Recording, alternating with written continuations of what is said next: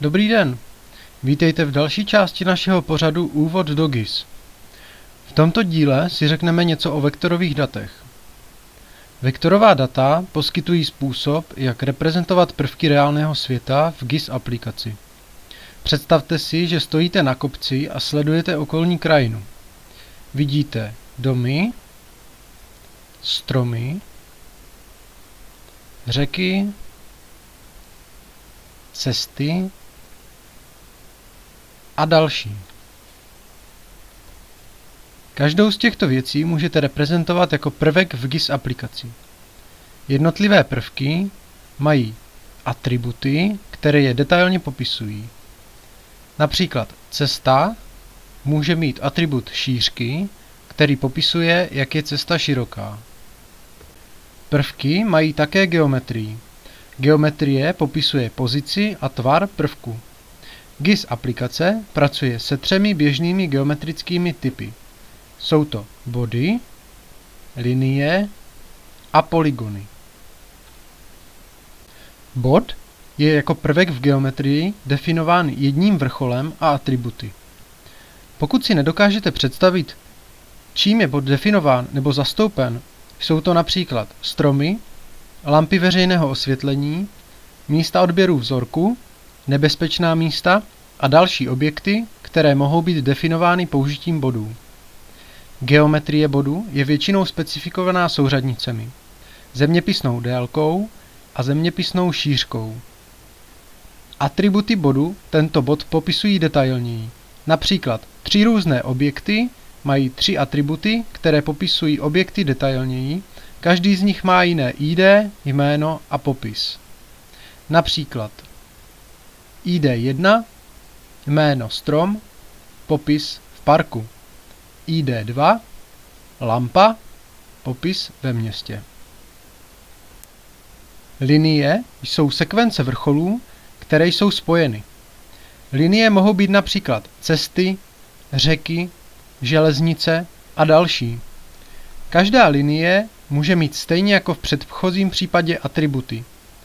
Námi vytvořená linie cesty má atribut jméno, který nám udává název cesty a popis, který nám specifikuje cestu blíže. Například ID1, cesta, cesta kolem lesa. ID2, cesta, nádražní ulice. Polygon je stejně jako linie sekvence vrcholů, které jsou spojeny. Nicméně polygon vždy formuje uzavřenou oblast.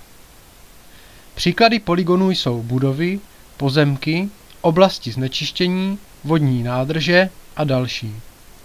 Protože polygon vždy zastupuje uzavřenou oblast, disponuje vždy minimálně 4 vrcholy. Poslední vrchol vždy končí na místě toho prvního a tak uzavírá celou oblast polygonu. Nyní se podíváme na práci s programem. Teď u vás může převládat otázka, odkud se vlastně vektorová data berou. Vektorová data jsou zaznamenávána pomocí procesu zvaného digitalizace. Pro příklad můžeme jedním způsobem zaznamenat pobřeží na tomto satelitním snímku. Takže vytvoříme si první vrstvu jako linie, potvrdíme, uložíme,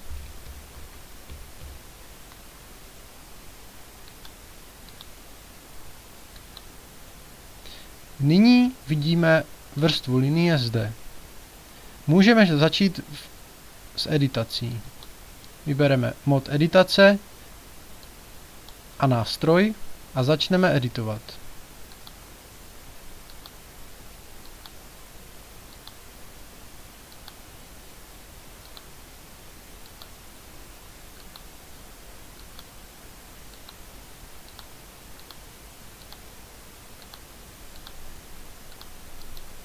Přiřadíme ID1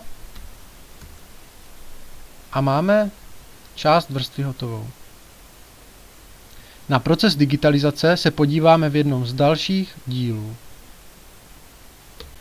Vektorová data mohou být získávána také z různých zařízení, jako například GPS přijímače či naše mobilní telefony. S vektorovými daty je ale spojeno několik problémů. Jedním z nich může být jejich měřítko. To je s nimi vždy spojené. Mapy malého měřítka, které pokrývají velkou oblast, nejsou normálně použitelné pro práci ve velkém měřítku, protože při práci s daty malého měřítka nejsou vrcholy umísťovány tak přesně. Ukážeme si to na příkladu. Vytvořili jsme si vektorovou vrstvu pobřeží, která byla zachycena v měřítku 1:2 milionů. V malém měřítku vypadají tyto hranice dobře, ale pokud si je přiblížíme, stanou se méně užitečnými. Nejsou tak přesné, jak si myslíme.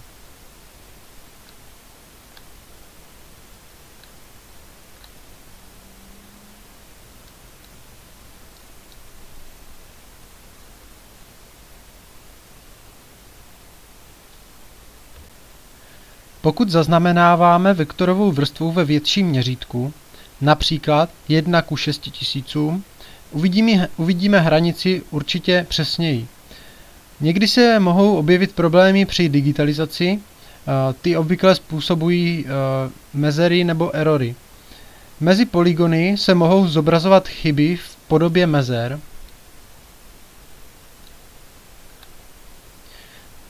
Ty jsou někdy viditelné lehce, ale někdy pouze ve větším měřítku.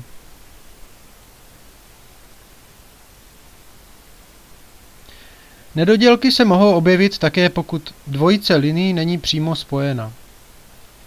Může to být problém, pokud se snažíte vytvořit mapu cest a cesty na sebe nejsou napojeny. Problémem je také, když se cesty překrývají. Část cesty poté nesouhlasí s realitou.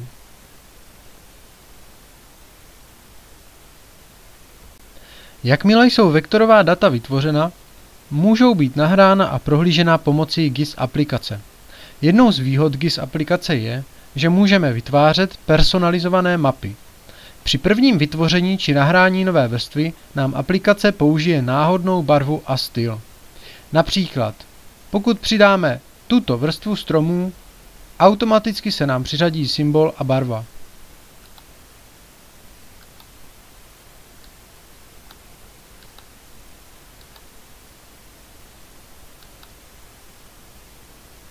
Defaultní symbol můžeme změnit na pro nás vhodnější. Například pomocí této ikony.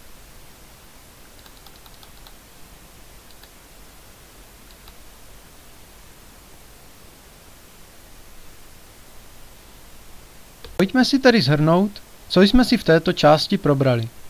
Podívali jsme se na různé druhy vektorových dat, bodů, linií a polygonů.